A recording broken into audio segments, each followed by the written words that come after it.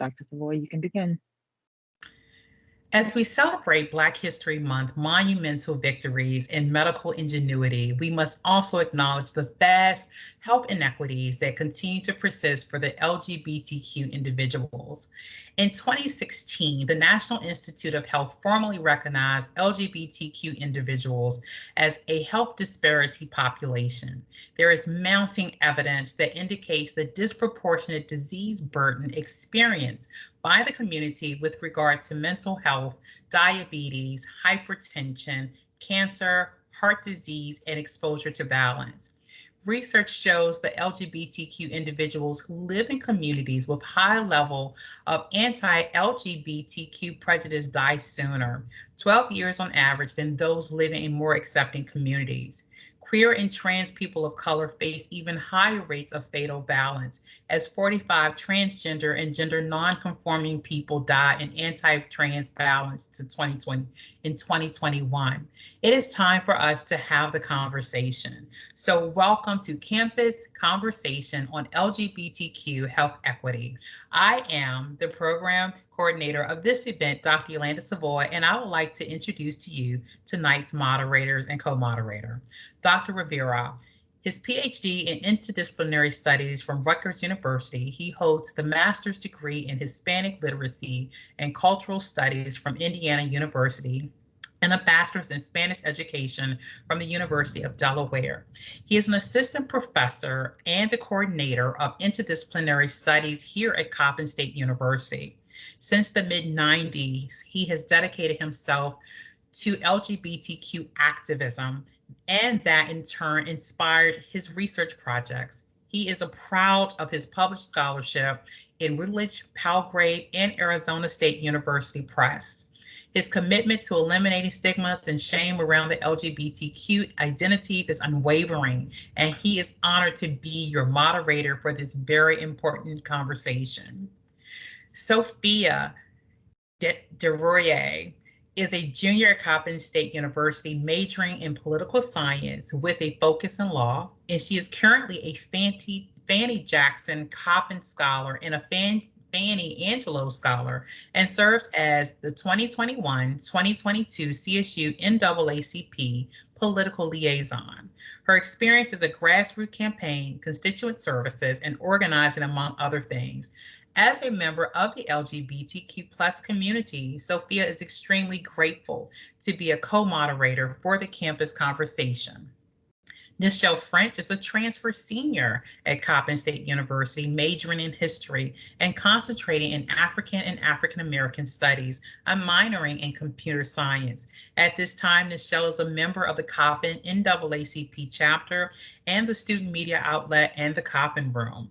She is also on Dean's List recipient for the fall 2021 school year and has recently been invited to join the National Society of Leadership and Success Coppin chapter as presidential member. She has a passion of history and showcasing the experience of her community to others. Being invited to join this panel as a co-moderator gives her great joy, while also being a member of the LGBTQIA community herself. She is grateful for this opportunity. I will now turn over this portion of the panel discussion to Dr. Rivera. Thank you so much for joining the conversation. Welcome, panelists. Thank you so much, and welcome, Coppin community. We're excited for you to be here and for you to learn this information. My first question has at least two parts to it, so I'll say it and then feel free to respond to whichever part stands out to you. But what are the most common health inequity concerns you hear in your workplace? There's a follow-up to that, just why, so if you want to explain. And then the second part is, can you identify any particular pattern or trend that may impact one member over the other? And in that sense, I was thinking of L versus G, G versus T, T or B, and the Q. So I just want you to think about the community and how you hear reports of health inequities, and if there's any sort of trends that you noticed between the different community members. I guess I can begin. My name is Chalarra Sessoms, and I hold a master's in social work, and I'm a licensed clinical social worker, have been so for over 20 years in the behavioral health field. I'm a board approved supervisor for social workers and counselors in training. I received my education from Oldham University and Virginia Commonwealth University. Currently, my day job, my work employment, my paid employment is I am the Chief of Rural Health and School-Based Programs for the state of Maryland in the Maryland Behavioral Health Administration. And I have experience as a therapist, a school social worker, clinical director, and a child and adolescent coordinator, to name a few. And I like to extend my talents throughout the community as well.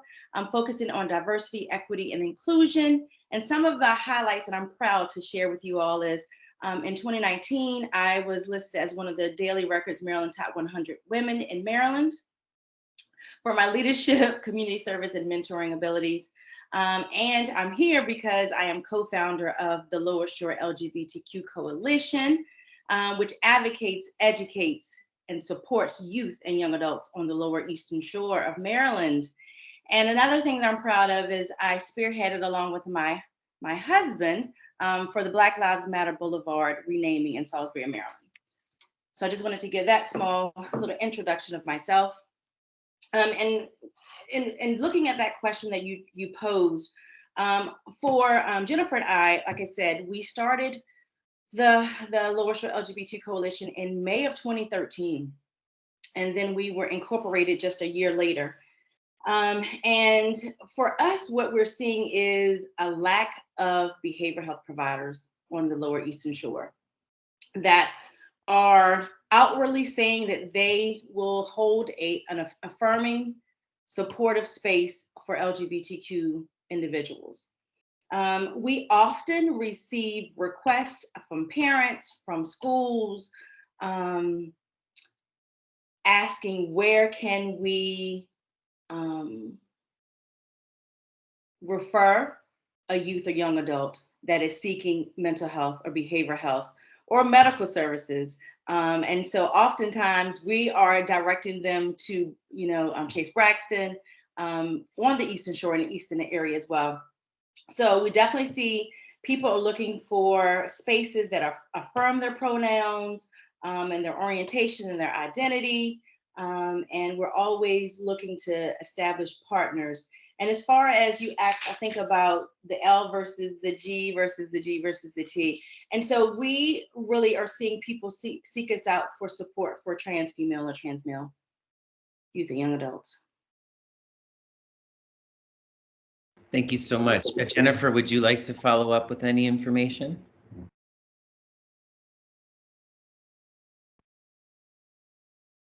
Just your microphone. Sorry about that. I just was going to add that living in a rural area definitely impacts the access to services here, whether it's medical or the behavioral health system. We see both ends of it, as far as a lack of educated providers available. Thank you so much. And Randall? Yes, that's me. Good evening, everyone. My name is Randall Leonard. I'm a proud, non-binary, pansexual poly individual. I am a licensed clinical social worker born in Maryland. I went to University of Maryland. So proud to be here this evening. This is an incredibly, incredibly important conversation. Right now, I'm working as a community healer in a couple of different areas, and I'm here tonight from Chase Brexton, the Mount Vernon location, where I also work with another wonderful panelist that we have here this evening, Debb Dunn, who I will turn the mic over to in a little bit. This is such an interesting question. So my job at Chase, I am a staff therapist there. I'm also newly the LGBT health equity trainer as well. I also do trainings in communities surrounding everything from poly to gender diversity to just, hormones, anything queer. I'm already always talking about, anything queer and helping professionals also understand our culture. And I agree as well with the having the places to refer to, especially in those rural locations. It's conundrum that has been there for a very long time. And I am also seeing a lot in terms of inequity, a lot of systemic issues with people getting access to care, whether it is, being able to go through these systems and get access to prescriptions, or just like the layers of, transportation, or just anything that gets in the way, especially in the midst of COVID when we're now using computers. I really wish I could have been there in person, but we're using computers in order to be able to have these conversations. And these are things that we both know. And, over the last 2 years, it just seems like to a degree, it's also been getting worse. And I really wanted to focus on that, the L versus the G, or the G versus the T as well. That scope of basically trans and non-binary individuals in these systemic structures looking to both advocate for themselves. I've seen a lot of assistance with people coming directly to me from my lived experience and just being like, how can I best access this system? And I find it to be very interesting because the system says that it's there for them. Yet they have to find their way to individuals working within the system, the social workers or the clinicians. And many times I'm finding that they're looking for people with lived experiences. So other trans and non-binary individuals. And we talk about, of course, the L and the G. Also, there's many people who are ACE, who are just like, you know what, every single time I go and talk to a doctor, they bring up PrEP. And I have to explain over and over and over again as to, who I am as a person, and also wanting to see ACE representation within a lot of these systems as well. So the number one thing that I keep coming back to is the power of the lived experiences in these settings, which is why I'm so happy to be here and having these conversations with students too, because there is a lot of need. And what I'm seeing that also happening is that these systems, especially the healthcare systems, are putting a lot of burden on the people with lived experiences that there's also already a lack of within the system. And so it turns into, who do you know that you can also recommend to work here, or just like the small little microaggressions that other people don't get. So you also have to both advocate for your client and be like, hey, check the people, the normative people in the settings who are just actuating these microaggressions on you too. So I'm finding a lot of places that need to be able to help those healers with lived experiences also heal amongst themselves too. So that's just a little bit, and I'll turn it over to Thank you my. so much. Deb, please introduce All yourself. right. I'm Debb Dunn. I'm a family practice physician assistant at Brexton. My practice is exclusively transgender, non-binary, and LGBTQ for the past 15 years. I'm the co-author of a program called Gender Joy, which is Gender Journeys of Youth, which myself, a pediatric endocrinologist and a therapist psychologist, wrote for the treatment and management for transgender children. Brexton has 900 Gender Joy patients now, 900 children, which has been pretty well known in the nation now. So we're going out teaching the model to other people. And I do practice at the Eastern office. I have a trans non-binary LGBTQ practice in Easton, and I have for the whole 15 years that I've been at Brexton. I've been working with that Eastern Shore to get behavioral health and other providers that provide care, like Rehoboth, places that are LGBTQ friendly, they're just not interested, which is one of my main concerns, is that, LGBTQ medicine, transgender medicine is just not taught in any medical curriculum, dentist, behavioral health, social work, RNs, PAs, NPs. So therefore, there's most people who are providing primary care and services for LGBTQ people don't know what the health disparities are, and they don't know what the impacts are to the community. And one of the first things I think really has to happen is to make it mandated that is taught, and that you have to take board questions. So you can't just cheat through it, right? No one wants to see the children. No one wants to see it. Children don't know what they want yet and all that. But kids are born in the gender that they identify with. Insurance companies were fighting every single day because they don't want to cover exclusively gender affirmation surgeries or medications. And it's not cosmetic.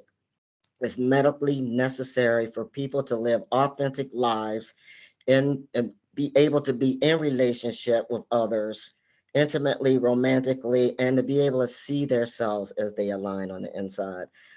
So that is definitely a barrier. And then there's so much inequities like in housing and jobs. And we all know that homelessness and joblessness is associated with poor health. We saw that with COVID, but we just don't have enough harm reduction programs to fix it. And the L, the G, the B, the T, definitely there are some disparities there. HIV, I keep hearing every day that we're winning the war on HIV, we're winning the war on HIV. Well, MSMs are winning the war on HIV because of PrEP, but transgender women, transgender people, period, are not. The CDC just came out with their data that says 62% of trans women of color are living with HIV, and that's more than 1 out of every 2. So if you see a Black transgender, a person of color that's woman, a female, we have to start screening them for HIV because they're not being tested. And so a lot of people are living with not knowing that they're HIV positive. Their PrEP is not a solution for trans and trans women. The willingness to take PrEP is very low and the adherence is only 9%. So that's not the solution.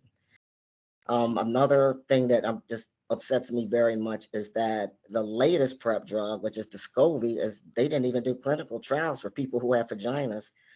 So that's our, assigned female at birth people who are really at risk of getting HIV. I thought they stopped doing stuff like that. And then another upsetting thing for me, and I personally lost 3 of my best friends in 2021 from this, is that there's just no preventive care. No one's teaching it. No one's talking about it. No one's suggesting it. LGBTQ people don't even know that they need to get preventive care. And all 3 of them died from metastatic breast cancer. None of their doctors ever said that we think that you should get mammograms. So it's the same thing with PAPs and masculine people because they have beards and they're deep voices and they're strong. And, the number 1 STI in people who have vaginal sex, the vaginal sex is HPV, which causes cervical cancer. So I can go on all night about that, but I should give other people a turn. No, thank you so much for bringing to light how significant this is, that the healthcare is challenging it. The educational system is not actually in place to meet the needs of the community. I can share before I pass it on that when I first got on PrEP, without insurance, it would have been $1,800 a bottle. And it was only a year ago that it became generic and then the price would have changed. And I just remember thinking about that reality, like who are they trying to save? Right. So maybe at the end, after other people ask questions, we can return back to that question a little bit to see what the system is doing and not doing. But thank you so much, everybody, for your input. Can I tell you, it's so hard not to want to respond again to everything I think that Randall and Deborah said. It's good. To respond if you would like to. No, we're wait. We're going to keep going. No, it's all good. So we already started talking about some disparities in the LGBTQ plus community regarding people of color and people that are not of color. So Black LGBTQ plus individuals face high rates of mistreatment from doctors, stemming from both a long history of medical racism and misconceptions about Black people's bodies that are perpetuated in many medical schools. These inequalities lead to structural disparities in medical outcomes. So how do you think we can change the narrative to stop this from happening? Well, definitely we need to give incentives for young Black people to go to medical schools and dentistry schools and RN schools They got to start from middle school. You know, we got to mentor them through programs that will help them feel more confident that they could actually be get into medical school and become doctors. You know, patients want to see people that look like them. You know, like inner city patients that are LGBTQ, you know, they need to see LGBTQ people that are people of color, that understands what they're, you know, they're not having to teach their doctors. But I think that's the number one thing. We need to be very encouraging and very and help mentor kids, full scholarships. And I think they also go to HU. HU, how are you? You Coppin people. Or Coppin. I know, HU. I had to throw that in there somewhere. You know that, right? Just to add to that too, I think the education piece just within the community as well, not just with providers and professionals, but community members, you know, there needs to be a celebration of Black life and more education, awareness, visibility, so that people are aware in order for anything to change. You know, that at least on the Eastern Shore is something that we are lacking, that we need is more visibility. I agree. I can relent if you want to. Randall? I was just going to say, I agree, and it's one of the things again that just keeps popping up so many times is that, and I was even saying it before, the lived experience of these individuals that of clinicians to be able to hold space for people, and the reclaiming of our history too. I love this book, Black on Both Sides by C. Riley Norton, Racial History of Trans Identities. That definitely, C. Riley Norton is a professor at Cornell, that really just gets into so much of that history of Black history as well in the medical system that is very specific to the question that you're talking about, everything from GYN, which we know, all the way through.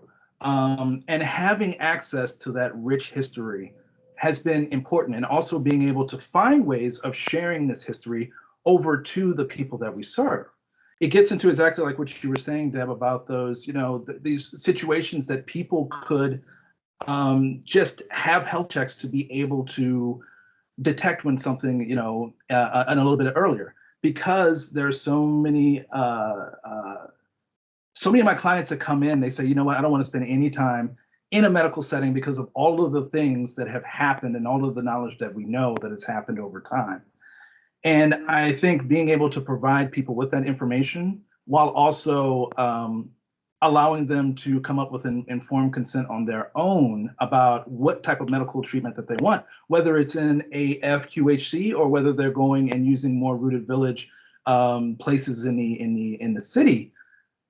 There is a lot of my people who come through and just say, you know what, I trust my family first. And if they're also getting that, you know, poor information from their family members too, it's an intergenerational thing. And I also think that we need to be able to understand for many of our clients the role of the superwoman schema and the role of John Henryism, and how in certain instances, you know, I'm an extremely anxious person, personally. And there's so many people who look at me and they say, I never would be able to tell because of just how cool you are. And it's just, you know, yeah, what I keep on my mask, you know, up front is learned behavior.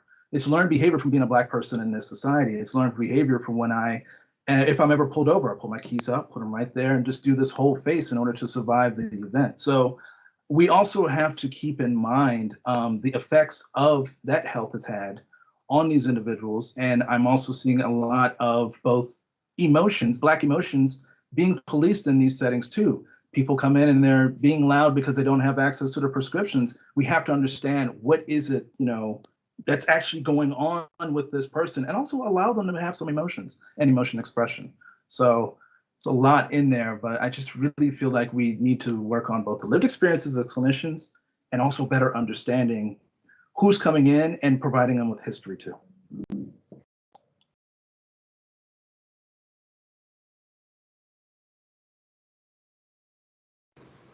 Anyone else? I want to piggyback off of what Deb said about just encouraging folks to go to school and become doctors and social workers and so forth, and with a special focus in in LGBTQ working with and just being on the Eastern Shore in a rural area. We have University of Maryland Eastern Shore, HBCU. We have a predominantly white university, Salisbury, University. People come to these universities and then they leave. They leave. Like lots of talent and diversity and thought and mind leaves and goes, and go back across the bridge. That's what we call it over there in Coppin world, like across the bridge. So I wish there was some way to incentivize those persons to stay here and, and grow in that way. Thank you guys so much. As like in my bio, you know that I'm part of the community, so I actually have a vested interest in being really young and just, starting to have these life experiences. This is a very validating conversation, and I'm very interested in what you have to say. So I'm going to pass it over to Nichelle, but thank you very much. Awesome. I think you're awesome. Sorry. Hello. So the next question kind of piggybacks off of what Ms. Jennifer said about rural communities. And it's LGBT individuals in rural areas are uniquely affected by the structural challenges and other aspects of rural life, which amplify the impacts of both rejection and acceptance. Can you expand on the LGBTQ community experiences of social isolations and the effects of their health outcome in rural communities?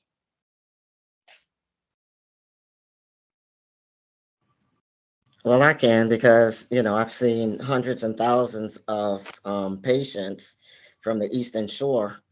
And every single person that comes in there, they've been traumatized.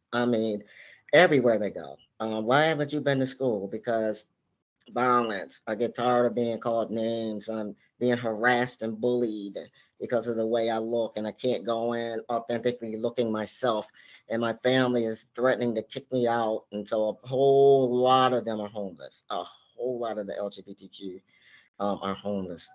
And it's the Black and it's everybody. It's so much bias out there, and I mean in the medical profession. Because I've spent 15 years calling around saying, I will come and teach your doctors how to do trans medicine, how to medically transition, how to prescribe the hormones. And they're just like, we don't want to do it. We're not going to do it. And so to me, that doesn't mean you're not competent, because I understand you didn't learn, but that's uncomfort. That's a lack of comfort and bias. So I've spent a lot of time. I just see probably everyone within a 120-mile radius, and just always have. And I'm able to provide quality of life, but they do live very socially isolated, socially phobic lives where they are afraid of leaving their house because there could be violence.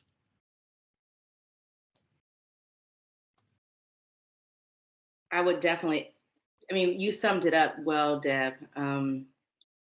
For the youth that we're seeing here on the Eastern Shore, I know we have a relationship with a drop-in center called the Phoenix Project. I don't know if you've heard of them yet, but they're in Salisbury. And so they are becoming a really good resource for our LGBTQ youth and young adults. And they are definitely seeing the rise in homelessness, and we know that this population really, faces that at an alarming rate, especially Black LGBTQ youth. And they're seeing that I think white youth that are LGBTQ youth in our area, once they're coming out, families are saying goodbye, and then they're finding themselves homeless for the first time because they're not ready to launch. That's right. Yet at all. And then Black youth in the area, they are either living with grandparents or aunties or cousins, still living with some family, not totally being outcasted, but not living in affirming and supportive environments. But they may have a place to be, but it's not truly nurturing what they need to be able to, have a safe space. Yeah. And Yeah, how Begin to mention violence, because some of the research that I've been focusing on is queer trauma and violence, and the just reality of the attack on the body, and I think what I would just like to say is that homelessness then leads to potentially other situations like sex work and different realities that the trans community face. And homelessness and sex work then adds another layer of violence. So then there's physical trauma, psychological trauma, emotional trauma. So I'm wondering if you can expand a little bit on this for us. Yeah, it is, it's nothing more painful than telling a 12-year-old they're HIV positive. And I'm seeing a huge rise in that 12 to 24-year-old age group because of that couch surfing. We really calling it transactional sex now. So I give you something, you give me something back in return. If I do a blow job, you may give me $25, but I can sleep, I can eat, I can find a warm place, I can get clothes. It's transactional. It's not very different than other people that participate in transactional sex.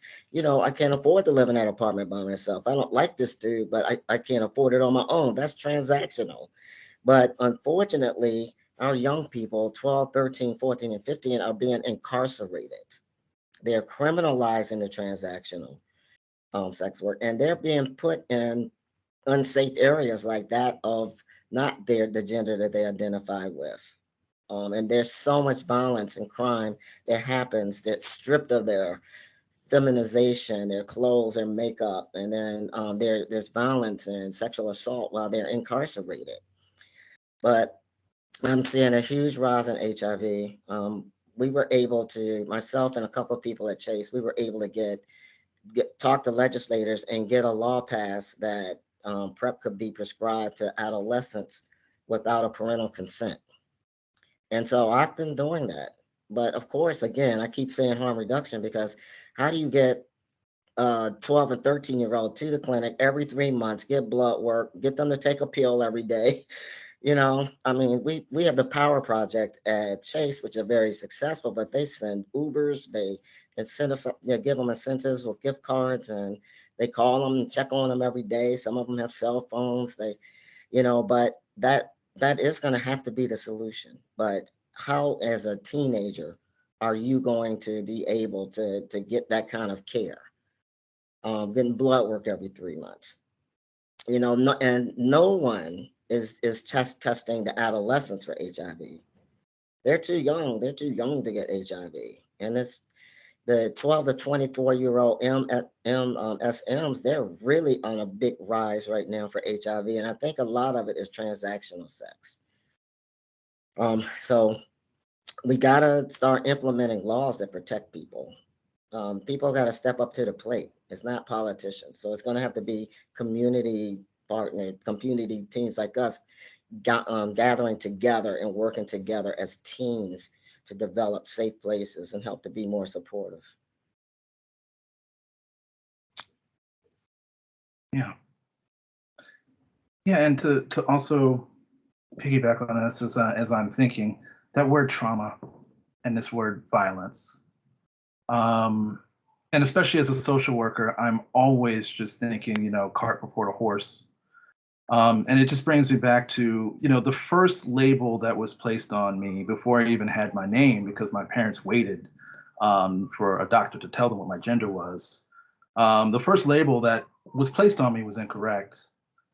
And I'm not the person that I was assigned at birth as.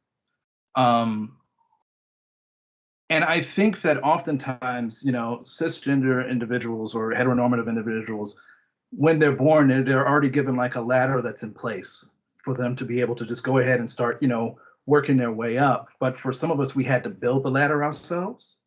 And I love the ladder that I built, but over the course of that, you know, there was a system that was already there, and it just feels like the more that you are aligned with the system, there's trauma still can occur, and you know, we pay witness to all this violence that's in our culture right now, but there's just ways in order to be protected by that. When I was coming along too, like just being able to have somebody else understand what I was going through and that lack of was a big part of the trauma for me. Being traumatized by family members who didn't understand, you know, my walk of life. And there was violence in so many different arenas from those formative years. I think, you know, we've also paid a lot of witness in Baltimore City to a lot of death and of our clients that we have seen over the last just, you know, we talk about transactional sex, and for some of the people it was just like, this is something that I want to do, and this is a part of, you know, what I want to do. And of course there are violence that associated with it, but I just want to always think of, because people relate that immediately, sex work or transactional sex, immediately into that realm of violence, but there's also a lot of individuals that are consensually part of that and are working to better their lives for other sex workers too. And so we just have to be careful about, you know, and I love the fact that you're studying this, about the sources of that violence, especially when we start to look at people's histories.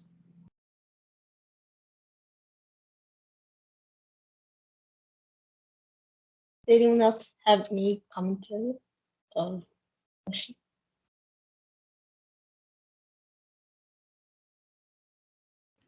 I'm sorry, I didn't hear the question. I was saying, did anyone else have any comments?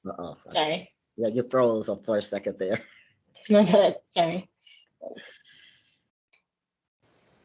So, you guys talked about some things you're trying to do, like raising awareness and like some of the incentives for getting stuff done. But how, if you could go more in depth, how do your organizations or your practice proactively engage these oftentimes overlooked community members in the healthcare field?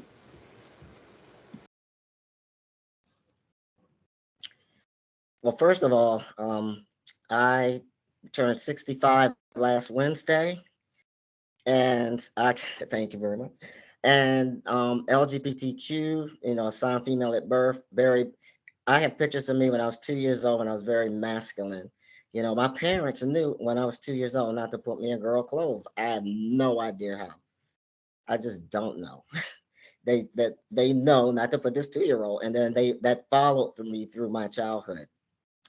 And so, you know, we hear a lot of things about the children are protected, you know, they're not safe. We're not gonna, you know, navigate them through this. But if my parents had done that, then I don't think I would have been the person I am today.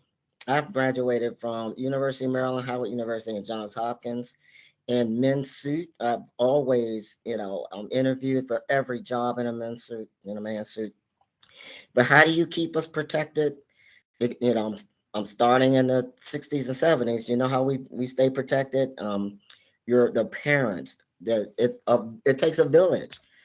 My father and my neighbors were at my school every day. It was not tolerable. You did not bully. And I remember one time they were initiating me in the 9th grade, because I was in that class that was desegregated. And so 100 of us were split up and sent into different classes at a white school, where people were holding signs that said, "Niggas go back to Africa." Had no idea what they were talking about, because I'd never been to Africa. But you know, it was they were initiating me. They threw me out of a window. I broke my wrist. But I just remember my father was at that school the next day with a lawyer, a civil rights lawyer, who was my neighbor, and the police, who was also my neighbor. And the people that threw me out the window, they have records to this day. And the school, the Board of Education, was sued. So I bet that silly stuff stopped. But it takes a village, and it's not just an 8-hour job. It is, you are coming out, you're being supportive, you're helping implement laws, you're taking people to school every day so they won't get on the bus and get bullied. And personally, for myself, as I near retirement, it was important for me to start involving myself in policy and politics. So I just last week got commissioned for the first LGBTQ commission for the Maryland state government. I was just voted in. Thank you very much. I'm also on the board of the Maryland Board of Physicians because it's time for the physicians to start writing some policies that are mandated for providers in the state of Maryland. So I'm positioning myself. I'm centering myself in places where I can implement change because I'm so tired, Randall, of seeing our patients being murdered senselessly. The violence, the pain and the trauma that they go through just from rejection and biases every day. So that's my long answer to that. And I was on my father's shoulders at the Martin Luther King I Had a Dream speech. So I know they were like, dang, you are old. But I was 6 and I remember Martin Luther King saying, you are the way of the future. Fight for the rights of yours and for others that are coming behind you. And that's impactful. I marched with Martin Luther King. My father took us and he involved us in that because we had to learn to be protective of ourselves. Dr. Savoy, would you would like to ask your question, please?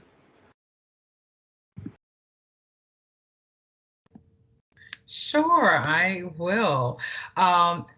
I also wanted to say congratulations. There's some comments in the chat area. Dean Murray, College of Health Professions, said congratulations on your appointment.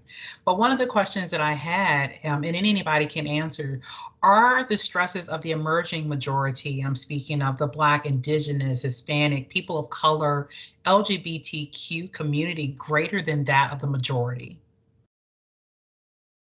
And if so, can you describe what the stresses are for the emerging population?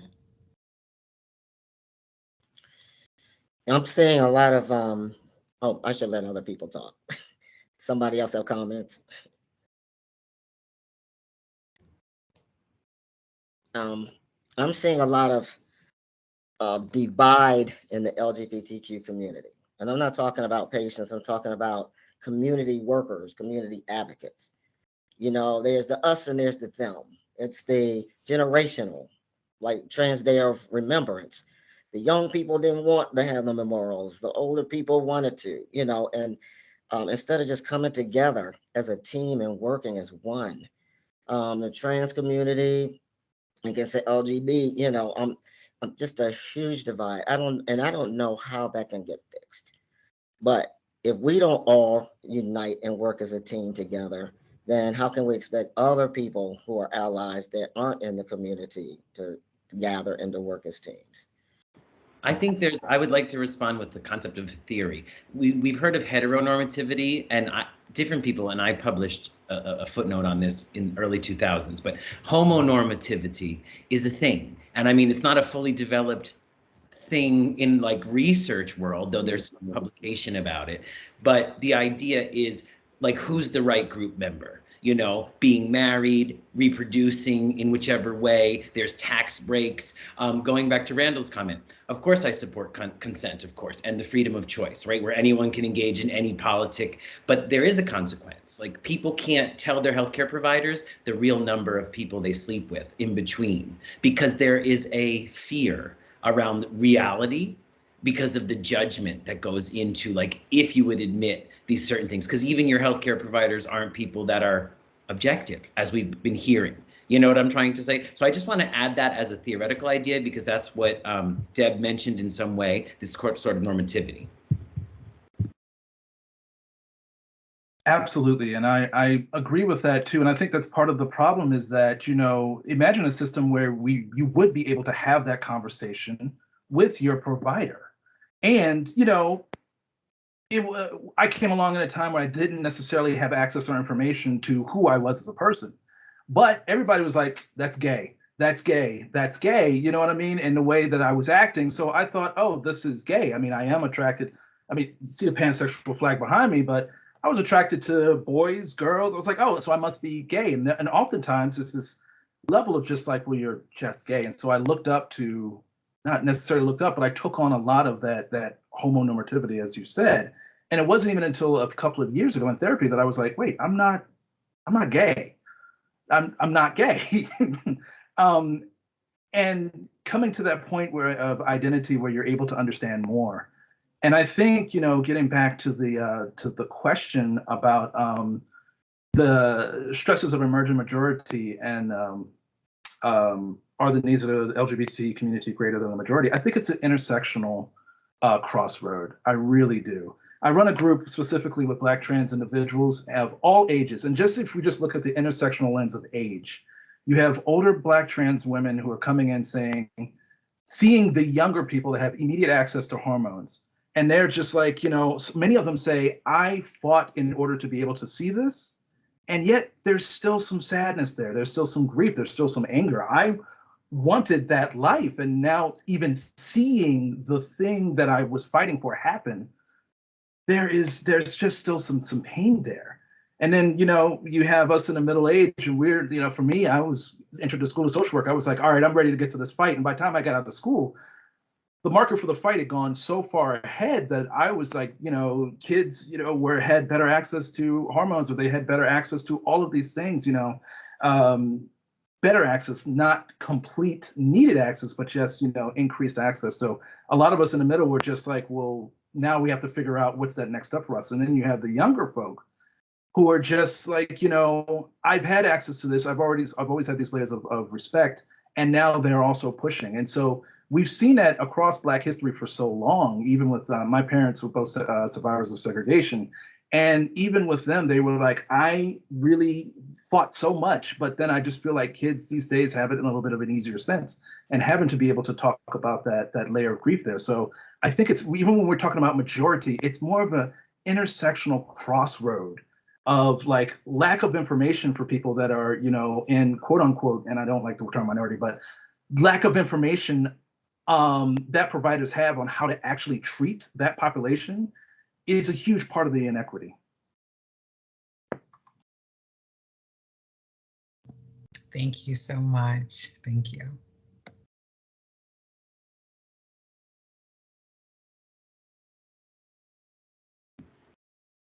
I'm curious to know if there's something a panelist would like to return to. I remember Chalarra, earlier you had wanted to bring a comment. So if you would like to bring something up or just respond, we'd love to create an open section where people can respond to information that was provided or just reflect on something that they're inspired to talk about. Of course, that memory is long gone, Dr. Rivera. That's long gone. I guess one thing that was mentioned I would like to highlight was, I know, Randall, you talked a lot about lived experience. And like here on the Eastern Shore, there's something called a Tri-County Behavioral Health Resource Guide. So a lot of behavioral health providers and like federally health qualified centers are in there as well, with their, the type of insurance they take, how to reach them. And then they have like a blurb about if you provide any specialty service. So LGBTQ is considered a specialty service, okay? Yes, and so when you look through it, though, let's say there's 30 providers in there. You might find 2 that have it, check that.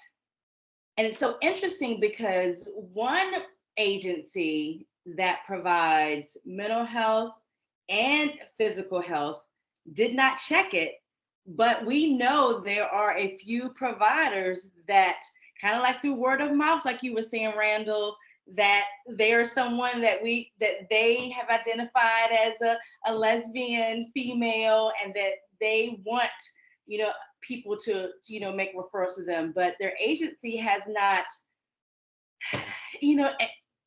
affirmed that in any way. So it's very interesting, sad,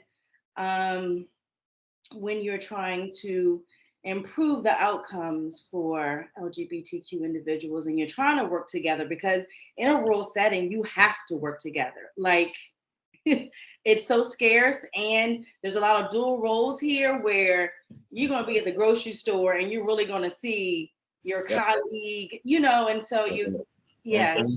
I just wanted to share that piece of it. Well, we're on that list now because I saw that list and there was Okay. no one on that list that said that they did LGBTQ. So I reached out, and so our providers are on there, and we have a provider that does telehealth, and we're going to have one that's on site now. Okay, great. So you're going to be on the 2022 version. Right. But I'm going to comment again on something you just said. The providers that are in these practices want to write the letters, right? But they're not allowed to. They're told that we don't do that here. We're not gender specialists, and no one is. But no, we're not going to let. And so that's a huge barrier to getting surgeries because, as you know, you have to have a letter from a therapist. Which there's a bill right now that people are getting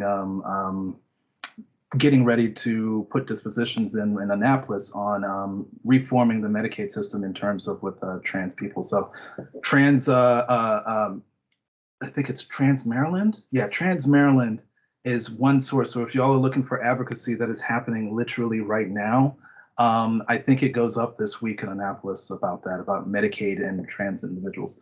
And to also just really point out, I'm gonna get some information on it too and put it in the chat, but also to point out, if you're listening to everybody here, we're talking so much more about the individual versus the healthcare system.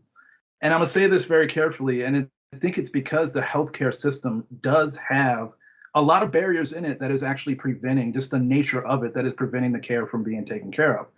What happens when you have a healthcare organization there with somebody there that is able to do the work, but is told that they can't? And so what it always comes back to every single time is the us. The us. I work at Chase Brexton, but I tell them I work for my community.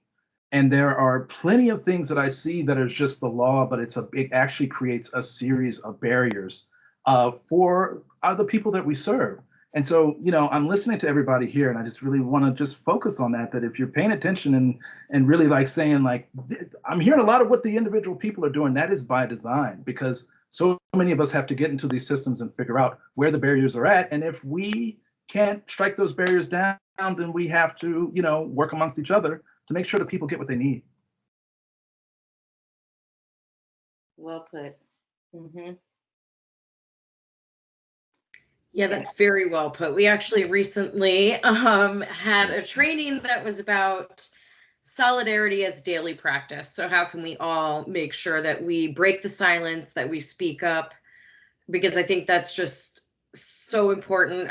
One of the things that Chalarra and I were recently talking about was just a motivational message that came from the readings of Audre Lorde, who I'm sure you're all familiar with, hopefully, feminist, poet, civil rights activist, about silence and breaking the silence. And one of the things, a quote that I'm just going to read really quick was, "For it is not difference which immobilizes us, but silence. And there are so many silences to be broken." So just, I guess, a message to future practitioners, future therapists, social workers, just the importance of figuring out how you can remain in solidarity with the community and not be afraid to speak up. You know, actually, I was on the Channel 47 ABC News 2 weeks in a row. I don't know if you saw me on there, but they were interviewing me because Delaware is trying to pass a law that public schools will not allow athletes to participate with the gender that they identify with, but they have to be on the teams of their assigned sex at birth, which is so discriminating. And you know, trans people are not at an advantage. You know, trans women are not men in women clothes. They're women. They're just as weak. Their testosterone levels are just as, you know, low as the other athletes. It just, you know, it's really pissing me off because there are already a lot of athletes that are in those schools that are trans, and they have no idea. And they're kicking butt in there. But if you do make laws like that, and you stop people from living dreams of going into professional sports or getting scholarships to colleges, not to mention, you know, it's such a disservice to do that to people. Like, where are these laws coming from? This is the Penn scandal, just to put some context for people if you haven't been following it. Well, I shouldn't say scandal, sorry, that's salacious. But the issue is presented through the UPenn women's swimming team, and this issue has been talked about. I would imagine because Delaware is a border state, that this issue is then being put in the forefront. But I think that's great to talk about law. One of the things I'd like to say, because I've always cared about this, and I've tried to donate blood twice in 2 different decades. When can I donate blood? This is my call to action to everyone in this room. Please care about my blood. I don't understand why I'm not allowed to donate blood. And I wonder if before I die, my blood will be worth something by the system, because I'm systematically not allowed. But they will take my marrow as of recent. So I just want some response to that, please. They'll take your marrow if you haven't been sexually active for 3 months, and they will take your blood if you haven't been sexually active for 5 years. I was disinvited because I was given disparities like that. Like, you know, what makes MSM very different than other people who participate in the same sexual, you know, practice, you know, behaviors, is so discriminating. I mean, there was such a deficit in corneal transplants last year, and there was an abundance of people who identified as MSMs, and they would not use their corneas. It was like over 800. To me, I had students come with me. I remember when I was a student teacher, I tried to donate blood at my school, University of Delaware. I was in Newark, Delaware, and everyone donated blood. That was 2001. And I was disallowed, but I got a t-shirt just so that I didn't feel different. And then I remember at Essex County College, a student said, there's no way, this was 2017, there's no way that that still exists. So I waited in line again, and my social security number is flagged. So if I ever attempt to donate blood, it's marked as do not accept. And I find that deeply troubling. And that's why when I talk about since the 90s, like I've really lived this reality. And I think part of my role is to try to open up dialogue. And I wanted to share that because it really matters. And I really hope before, like, some generation takes that charge. It absolutely does matter. And it's one of the things that I have been, you know, really kind of complaining about for a very long time. And the whole thing that too about the sports stuff too is that it erases once again the existence of intersex people too. Because even over there on March 9th, 2020, Vice did a special on specifically in the Olympics, the issue of testosterone, especially in quote unquote women's sports. And the whole piece was basically like how, you know, a lot of people just don't even know that intersex people exist. And it's one of the things that Deb, you were saying too, just about like, I've talked to a lot of clinicians who don't know that intersex people exist. And so, you know, that lack of information, it just ties into so many things. And it also is, I really appreciate you bringing up about, you know, blood as well, because many of us just want to help. Like, we want to be able to help, and our own and other people too. So yeah, thank you for bringing that up. Okay, we're coming to the end, but before, oh my goodness, this is an amazing conversation, and it's one that has been needed to definitely have, but I do want to take the opportunity to open the floor to any of our attendees. And you can raise your hand if anyone has any questions. There's definitely a comment. Okay, we have Dr. O'Brien. Dr. O'Brien, you can unmute. Thank you. This has really been an interesting conversation, and I can't type fast enough to get out the thoughts that are running through my head as I listen to you. I am astounded at some of the things that I have heard this evening. And for your information, my history is that I have worked with the multicultural counseling competencies to write and have those put into position through the American Counseling Association as a past president of that, as well as a past president of the Association for Multicultural Counseling and Development. But what I want to say about that is when we started that process, we were also working with the LGBTQ community and working within essentially a predominantly all-white European professional organization.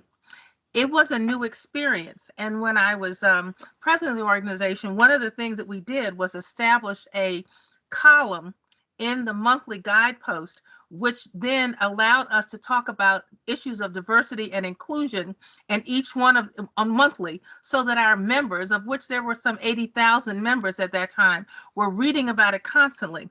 The second thing was that at every conference, we moved a motion that was passed to have to have 15% of the content material address multicultural counseling issues at every national conference and every state and regional conference, which covered the entire United States and 3 European countries.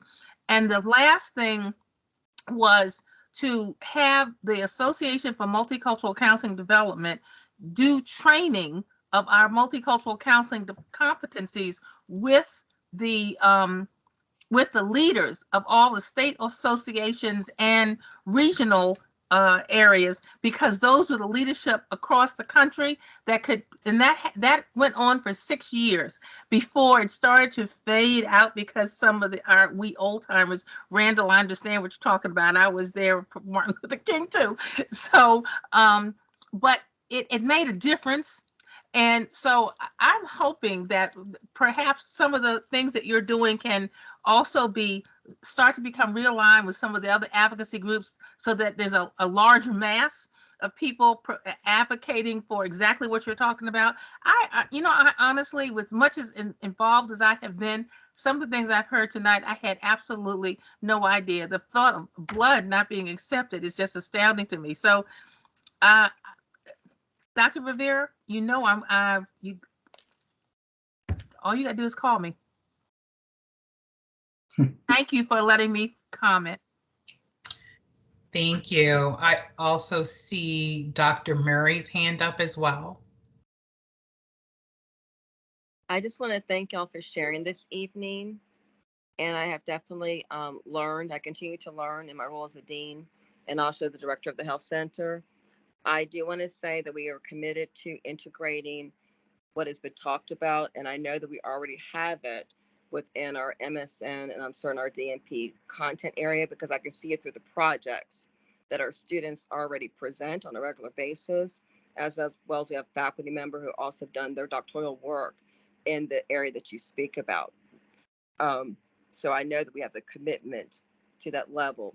Many times it's in the context, unfortunately, for curriculum alignment under diversity, equity, and inclusion, or some of those particular words. But you are correct. It has not been taught fully at all in our curriculums. I was educated over 30 years ago and then 20 years ago. But I mean, but no matter how many times we've been educated as a family nurse practitioner and a nurse, it was not included. It wasn't discussed, but I can say there's a lot of other things that were not discussed as well, cultural aspects and other components. But we are committed to making sure that we can correct those pieces. I have children, and I learn a lot from my children, and my children are not the same generationally as we were. So they've grown up open and transparent and receiving. And so that stuff they are transparent about like a lot of the issues that y'all mentioned, because their friends are whomever. There is no kind of classifications or wording and all those components. It doesn't matter. And you can see mixed groups of individuals that come together. And then personally, myself, I might not be in the community you're talking about, but I consider myself an ally. And I also do have a daughter who is in the LGBTQIA community. And I believe ourselves as practitioners, we always have somebody who might be around us or close by, and we do learn a lot. And so we continue to learn. I hope these conversations continue at Coppin. I thank y'all for providing the information. And I do also say through our community health center, I think that we're open and inclusive. I hope we continue to be that way, and we're seen as that way. And I would like to hope that Coppin would also open up more to having ways wherein the community is embraced. There is something about minorities and LGBTQIA communities that was not potentially the conversation this evening, but it does need to be addressed because we act like it doesn't exist. And so I think that those avenues, and I hope these conversations will continue, because until that does happen, people don't feel fully included. That. And can I respond to that too, just really quickly? Yes. Like, Yes. absolutely. So if there's anything that I can tell the students, and this is, continue to question the source of the education that you are receiving. And I'm glad to hear that commitment, because as we have seen over the years, there's a level of racism involved in evidence-based practice that a lot of these places healthcare centers like to really kind of implore. And also, when I was coming along in school, they taught us about Maslow's hierarchy of needs. They didn't talk about the fact that Maslow appropriated a lot of that information from Blackfoot indigenous individuals. And so a lot of the educational system has not, at least when I was coming along, included a lot of this information. And Baltimore is a wealth of information. I was in a training today on Into, which is a psychotherapy practice really kind of based in African culture and African American culture. And it's a piece of information that I didn't really learn about when I was in school. They taught me about motivational interviewing, acceptance and commitment, but also there's tendrils of that are still steeped in layers of supremacy. So I love the fact that that commitment is there. There is, right here in Baltimore, we have people that are teaching on Into, it's literally NTU, Therapy That Liberates, is also a Black woman-led therapy organization that will also reteach about the decolonization process and to unlearn a lot of colonization that has occurred in major settings. That's right here in Baltimore too. And if there's anything else that I can say to the students as well, it's the recognition that racism, transphobia, all of the phobias, they evolve over time. Again, I had mentioned that my mom both my parents were survivors of segregation. And one of the things that they noticed is really how we went from, that scope of slavery. My mom was a sharecropper. And then as we keep on going along, we got the, prison industrial complex, student loan, indentured servitude. And so just understanding that these scopes that we're talking about, they're going to continue to evolve. People will learn new ways to institute the same old playbook, and to keep that in mind and to keep your eyes open. So just always question what you're learning and also pay attention to how history repeats itself. So thank you. Thank you. I'm going to take these last 3 questions because it seems like the community wants the conversation. And so I'm just going to, and we can briefly go with Dr. O'Brien. Oh, thank you. Quick, I actually was putting in the chat. We had a very active LGBTQ student group about 10 years ago. And because we had several students who pushed that effort, and a lot was learned through their advocacy and public forums that students attended. And perhaps we need to consider resurrecting that. That's it. Thank you. Yeah, please do. Thank you. Dr. Tatum. Wonderful. Good evening, everyone. This was a wonderful presentation. I really appreciate the truth that was displayed here tonight. Thank you so much. And I welcome you to continue this conversation, because next Monday, there is a town hall with Presidents Rabowski from UMBC and President White from Salisbury University, and it is on diversity, equity, and inclusion. I am happy to get that information to you with the the link to join us. I'm sorry, go ahead. Please. Oh, sure. Yes, I definitely will. And you will have the opportunity to ask these tough questions. I actually was in a meeting with President Rabowski, and he said, I'm looking for the tough questions. He said, don't ask me anything easy. I want the tough questions. So come and bring the tough questions. All right. Thank you.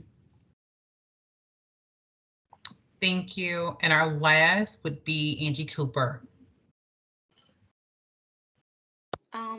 Hello, everyone. Thank you so much for the valuable information. I am the Residence Hall Director here at Coppin, and I'm just glad to get all the information that I could to be able to serve my students a lot more and just be able to engage them holistically. So I really appreciate the information. Thank you. I also want to definitely thank the student Coppin's N.A.A.C.P for being our co-sponsors and co-moderators tonight. I would also like to thank Dr. Rivera for taking out his time to be a part of this amazing conversation.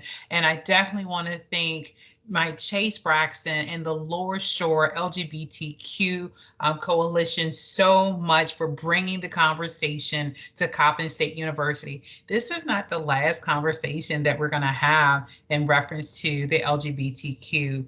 Many of us are definitely allies in this conversation, and we will continue to fight. Thank you so much. I appreciate everything. Thank you. Amazing. Thank you so much for the invite. Oh, thank you so much. Yes, thank you for including us. Yes, we appreciate it. I just wanted to quickly share thank you for the very relevant conversation we had today. It was an honor to be able to talk to you. And I'm turning 20 this year, so my pediatrician is going to kick me out. So it's very nice to, looking to see where I want to, continue my primary care physician with. So thank you. All right. Dr. Savoy, can I leave you all with maybe a charge to be able to read something? It is since Black History Month. And I haven't begun, well, I've kind of started reading the book. And it's a young adult book. So you all can't see it because I have this background on. But it's by a Black author, George M. Johnson. And this book is We Are Not Broken. Yes. And so I'm going to be a part of one of the libraries locally is going to host an opportunity for young students to be able to read and to have a dialogue. So I'm gonna be a part of it. But he's Black, non-binary writer. He went to Virginia Union University and also to Bowie. And he talks about his experience just growing up, him and three other, and being raised by a grandmother. And he is openly has HIV and just talks about just his experience. So this is, I think, would be a great read. Awesome. Yes. Yep. We Are Not Broken. I put it in the comment section. Perfect. Thank you. You're welcome. Thank you to everybody. Thank you. Thank you. Good night. Good night. Great. Night, y'all.